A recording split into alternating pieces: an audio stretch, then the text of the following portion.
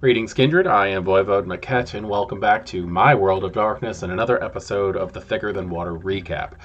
Today we're going to be going over something really kind of fun. We are starting what I like to consider third season of Thicker Than Water. And that being said, we are done with Chicago. We're going back to Portland, and that actually means we're going back to my plot lines and not plot lines that were written by World of Darkness. That makes me very excited. There is a big change, though, and that is aside from Tinia, we have a completely new cast of characters. And that is for several different reasons. We do have the same players. In fact, we actually added one more player to our group, so we now have 7 instead of 6. But as it is with how Chicago ended, some of the characters are no longer here. Like I was saying, we still have Return of Jabour as our Baron for the Anarchs. Serendipity is now playing a character named Amelia, and she is a member of Clan Ventru and the child of James Merrick, the previous Baron of Portland. She is also bringing along with her a ghoul by the name of Kate Bailey, and that is our brand new player, which I'm not going to go into much detail on that player because I'm not sure how much information they want put over YouTube yet. So just know that when Kate Bailey is being mentioned, she is a player character, not an SPC. Then after that, we have Lorenzo Putinesca and Valentino Pisanob coming back as standard cast members in Thicker Than Water, which should be pretty interesting since now we have kind of 2 factions at our table. We have the Hikata and we have the Anarchs. We also have a new character being played by Cole, who is not going to be playing Justin Murphy for a while. Justin Murphy is being shelved. They were not done with things that they decided that they needed to do in Chicago / Golconda. So their character is being shelved and staying there to handle other things while they are bringing in a new character named Ren, a member of Clan Nosferatu of the city.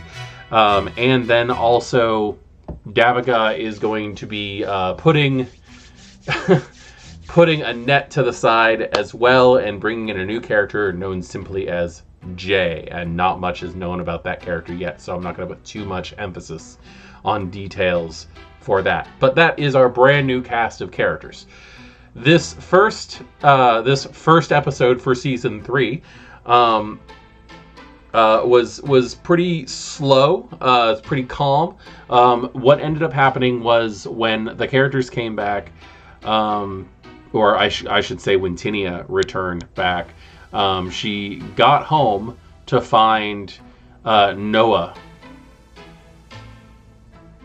I think it's kind of interesting now that I actually have to specify who that is now, since Noah Gruel was a character in the Chicago Chronicles. Noah Masters, the La Sombra member of the Sword of Cain, who actually set all of this in motion and turned her into the Baron and helped to get rid of the Camarilla. Noah is sitting there waiting, reading a copy of the Chicago Tribune. And as soon as she opens the door, she hears him laughing about how there's a grisly double murder in this arson that happened in Chicago at the Sun God Motel. He basically is there just to tease her and let her understand that he is still around. He is not going anywhere. And although he is going to be out of sight for a while, he will be checking up on her from time to time. The Chronicle actually, or the night then went into a couple of days later in the game, where James Merrick had set up an area in an industrial park to be this big, effectively Anarch block party. All of the Kindred in the city were there, and I took this opportunity to introduce some new NPCs that were going to end up being highlighted with the way that the city is. Now, the way that this is there's a big platform set up with a recliner set up like a throne with 2 trash cans with fire inside of them.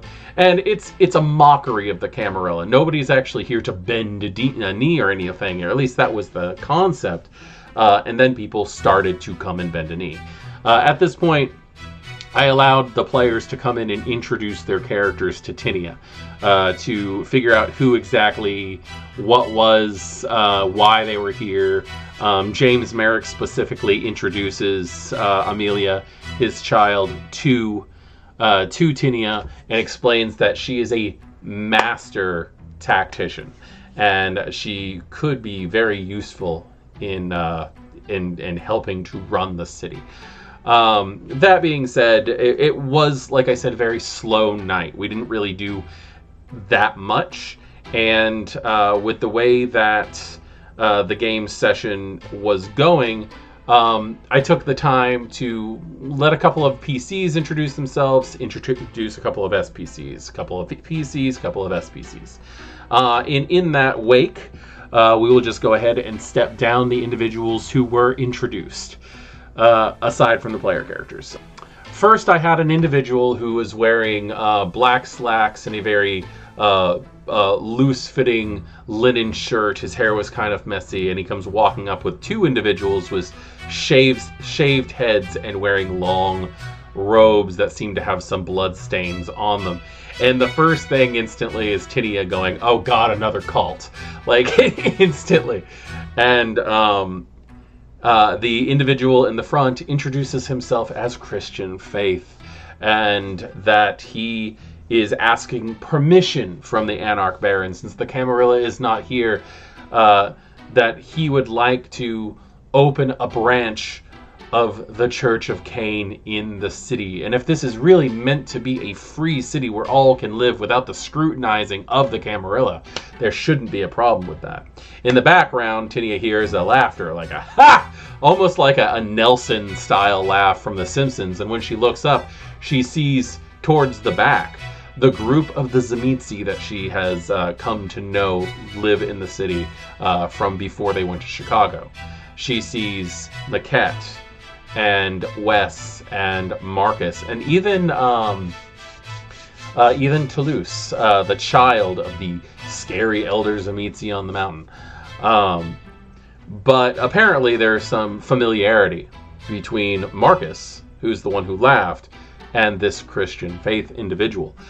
Tinia nervously agrees to think about letting them come and build an area. So Tinia, at least, is going to be spending some time with the Church of Cain to make sure that it actually is a good fit into the city. After that, they then meet Lucian and Malachi. Lucian and Malachi, I know I gave them the worst names ever for for individuals who need to be trusted. But they were just 2 very quiet individuals who did not really try to kick up much of a fuss, but did feel the need to introduce themselves to the Baron. When they said that they're just trying to stay out of trouble and to keep to themselves, she asked why they were so nervous about that. And Lucian, who seems to be more of the social, if not leader, more socially active than Malachi, calls Malachi over, and they go to this little area where there's a small little dandelion weed growing out from the brickworks, from a crack in the road, and Tinia watches as Malachi goes to put his hand over the plant, and the closer he gets, it just shrivels and turns black and dies. So Lucian explains that this is a side effect, and it's not something that they're trying to cause problems with. They just want to keep they want to keep Malachi away from most things. We also introduced a Nosferatu by the name of Rebecca, a Toreador by the name of Thomas, a Toreador by the name of Morgan, and a Ventrue by the name of Freddy. For those of you who know what that is, you know what that is. Those are characters that are introduced in the in the 5th edition module that was given out for New Year's Eve this year. We will be touching on that, but we are not quite done with 2022 in this game right now. It is late November. We're going into December, so in a couple of weeks we might actually touch in on that plot line. Though I will be changing it to fit my needs, as I encourage anybody who runs modules to do when running your own story. So those individuals were also mentioned. Hey guys, editing Void. So I am sitting here going over this thing that I just made, and I'm realizing that I filmed the entire video, and I'm completely happy with all of it, except for one damn thing. I completely forgot one of the more exciting things, at least for the community, in my thought, when I did this whole thing, is that I also introduced Christoph Constantine, the character we all built together, into the game. Showed up, pulls up in his car, he comes out all flamboyant, bows, introduces himself, and asks permission. And lets Tinia know that, hey, I can do tattoos and stuff on Kindred. If anybody wants body modifications, come to me. And she agreed. So we also have Impaler Inc. with Christoph Constantine, and his Renfields are in our game now. So I'll let you get back to, like, past me talking. Mention when everything was said and done and Tinia was able to just have this meet and greet, and I wish I could give you more details on it, but there really wasn't much happening. It really was just a chance for the characters to get to know each other, to talk to each other. There was some funny stuff that happened towards the end, but we'll get to that. Merrick ends up stealing Tinia, Amelia, and Kate Bailey, Amelia's ghoul, off to introduce him to someone he says he could not have successfully managed being both Baron and Prince at the same time without this individual's help. And he takes him over the bridge into St. John City, where they go to this interesting Victorian house that's painted in all different strange colors, purples, blues, pinks, greens, just like all these different colors that just murder to the eyes, with a neon symbol of an eye in a hand, and it just says psychic and readings. They go inside and they meet a very thin, wearing kind of a sheer gauze male character by the name of who he introduced as Del, or Delphi. And this individual is a Malkavian who has now offered Tinia that in exchange for a amount of vitae, they will happily help guide them on the course of this new adventure that they have found themselves in. But that they're only happy to do this once a month for reasons. They spoke for a little while, and Delphi just really seemed to be somebody who might be able to help with everything that's going on. That was about the time that the game officially ended in my setting. I called post, everything was done, and that was that. But the players decided differently, and there was a little bit that happened after that. I had actually concluded my portion and walked away, and the players kept on going. They actually went back to Tinia's block party, and it turned out with everything that was going on, the Hikata, who had also earlier that night introduced themselves along with the other players, decided that they were going to, at least Valentino decided that he was going to try to keep an eye on Tinia, and released one of his little homunculi hand spider. I think this was actually more of a scorpion made out of like human finger bones. And I really need to start charging him for flesh crafting if David's going to do stuff like that. But Tinia, being Tinia, noticed it, caught it, and then after basically threatening to find out who the hell was trying to spy on them with this, if that was the case, ended up giving it to Miles, her I guess her uncle, because Clan Bruja was there too, which was a whole thing, which I'm going to get into because that was more important than a lot of the other things. Who ends up giving it to Miles, who ends up taking it home and putting it in this like 75-gallon tank that's set up as a desert area, and he's going to keep this damn thing as a pet until they find out what they should do with it. But yes, Clan Bruja, I should say that. While they were having their meet and greet with all the different characters, Tinia did notice that she saw her sire. She saw Colin, who had last been seen heading to Tallahassee, Florida. Well, he's there with a small, dark-haired woman with her hair in a ponytail and a freckled face, and a very tall, well-bit, noble-looking man, and Miles.